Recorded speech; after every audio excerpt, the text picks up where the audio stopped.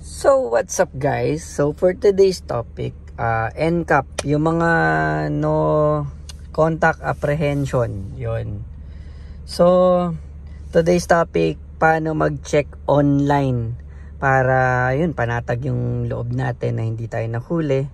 So ayun, tuturuan ko kayo saan kukuha ng details para ma-check nyo yung yung kung may huli ba kayo, may violation ba kayo na napicturan, ganun. So, yeah. So, simulan na natin.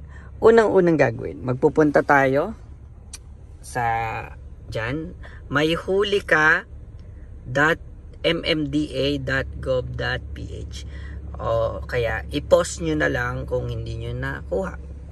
So, ayun. Ang sasagutan, ayan, plate number or conduction sticker. So, yung plate number, given na yun yung plaka natin, dyan sa harapan, or sa likod. So, alam nyo na yun. Tapos, ito yung medyo tricky dyan, MB file number. So, yun, alam ko, karamihan may alam, pero, syempre, yung mga hindi pa nakakaalam, stay tuned. Okay? So, meron tayong dalawa. May OR, ito is OR, and ito naman yung CR. Ayan, yan yung itsura ng CR natin. So, saan ba dito makikita yung dalawang details? So, pwedeng CR lang, may kita dyan and MB file number, at saka yung plate number.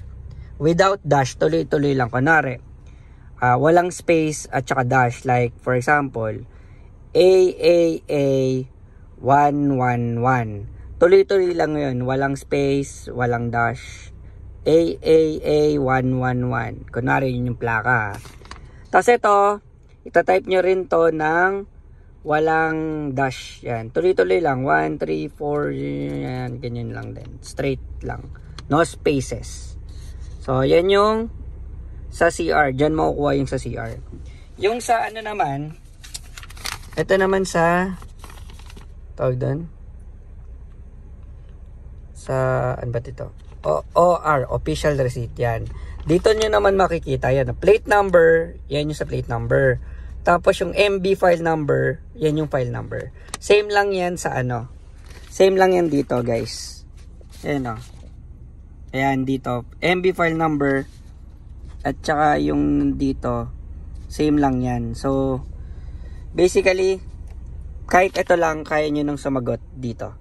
Tapos kahit ito lang, kaya nyo nang sumagot dito. So, kunwari, tinype na natin yung, ayun, sabi plate number or conduction sticker. Ang conduction sticker, ito. Okay? Yan, DD0768. So, yan. Yung, ang gagawin, unang-una, mag-search ka muna ng plate number. Tapos, i-check mo. Pagka wala ang violation doon, i-check mo gamit conduction sticker para lang sigurado ka. Baka siniregister nila using your conduction sticker. Sometimes kasi pagka hindi nila makuha yung plaka, conduction sticker yung ginagamit nila.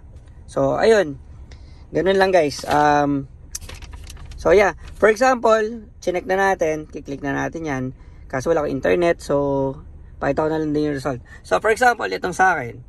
Ayan, ang plate number ko is AAA111. Yung bago yata ngayon is AAA tapos 4 na number. Ayan. Tapos yung MB number ko na sample pero hindi talaga yan yung MB number ko. Para lang may ano lang tayo. Ayan, no record found. So guys, dalawa yung gagawin nyo. Isang MB number, dalawa yung check nyo. Plate number tapos isang conduction sticker number. So, ayun guys, that's today's topic.